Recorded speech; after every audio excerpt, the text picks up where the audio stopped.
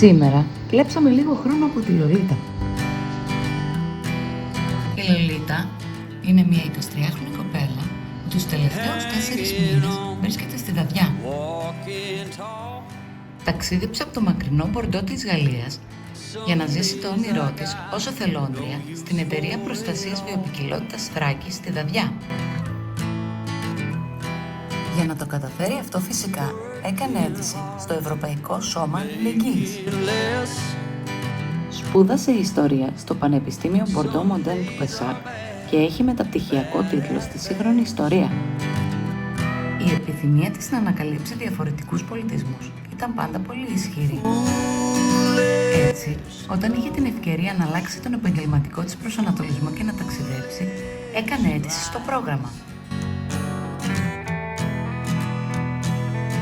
Όταν τη ρωτήσαμε ποια είναι η γνώμη της για τους ανθρώπους εδώ στη Δαδιά και τι της αρέσει περισσότερο στην Εταιρεία Προστασίας Βιοποικιλότητας, μας είπε: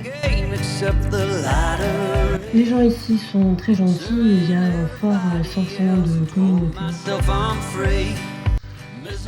La variété des tâches qu'ils font et le fait qu'ils travaillent avec des professionnels du métier pour écrire des publications scientifiques. Για τη συγκατοίκησή της με τις υπόλοιπες εθελόντρες, μας είπε ότι περνάνε πραγματικά ωραία και ότι είναι μεγάλη ευκαιρία για αυτήν να μάθει για άλλους πολιτισμούς και τρόπους ζωής.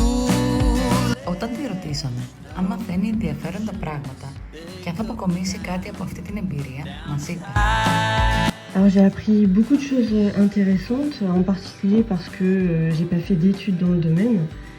J'ai gagné énormément d'expérience en vivant dans un autre pays et en aidant l'association dans toutes ses tâches.